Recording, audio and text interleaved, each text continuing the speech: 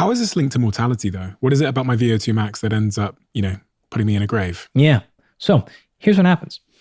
When men cross below 18 milliliters per kilogram per minute, for women, it's about 15 to 16. It's what we call the line of independence.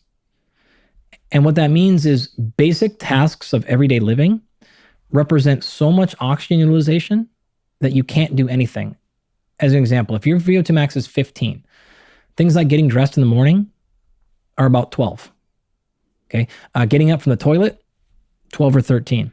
Walking, 14, 15. You imagine doing a workout where you're literally at your maximum heart rate just walking up your stairs. You shut down, right? And so what happens is it's multifaceted.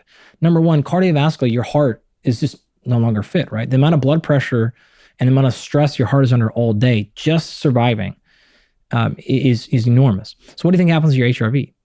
What do you think happens to your sleep? What do you think happens to your global? This is a very stressed physiology. It gets worse than that though. You tend to stop doing things. So you socially isolate. You stop being around people. You stop having purpose and drive because you can't do anything. Mental health can decline because you don't feel like you're worth anything. So self-worth goes really low because you can't do anything by yourself. You can't even make your own breakfast. You can't. And so you start to just and so this thing just catapults. So it is a again, multifaceted problem. You could talk about just the ability to, you can't bring any utilized oxygen. You can't fuel your brain. You start to deteriorate. But then you can go all the way to the other end of the spectrum that I just said of like social isolation because you can't walk, you can't be in the world. You can't get out in the sunlight. Like you can't, physical activity starts to plummet once leg strength. Leg strength specifically will tell you how long you'll be physically active. Once your legs get weak, you stop being physically active because everything gets really, really darn hard. So you're like, I'm not even gonna go for a walk. Why? Because I'm gonna be exhausted because my legs are gonna be shaking because my legs are so weak. So you tend to stop, you tend to sit, you tend to not want to move, and then all those other problems exist. And now what we call this is atrophy leads to atrophy. So atrophy is a loss of muscle. But now because we're weaker, we want to do less things, which makes it worse and worse, and we just spiral down. So not ever getting into that cycle is critically important. So why can't you wait until you're old? First of all, trainability is still really high. We've done training studies on people 80 years old. You can grow muscle and strength at 80. No question. In fact, almost as well as you can when you're in your 20s.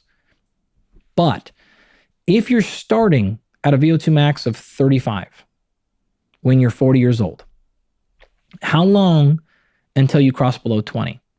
Well, 1% per year, you can run the math there pretty quickly. You're going to cross that line of independence by 60, 65. And now I guess you can start working out. But right, really, really challenging.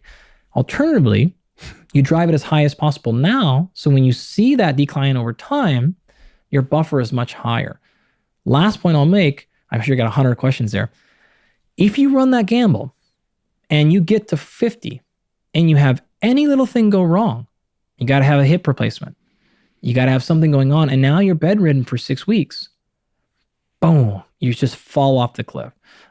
You get really busy at work. You got to take care of your mom, who now all these things that happen in real life, and you can't work out as much. Great. So the way that we say this, like one of the golfers I work with, John Rahm, we were talking about this a couple weeks ago, is why I bring it up. And he was like, yo, look, one of the strategies is we always control the things we can control. So there are parts of the golf game that you can't control, the weather and what your opponents are doing. And so he always makes sure he gets really good at the things he can physically control. I would say the exact same thing right here.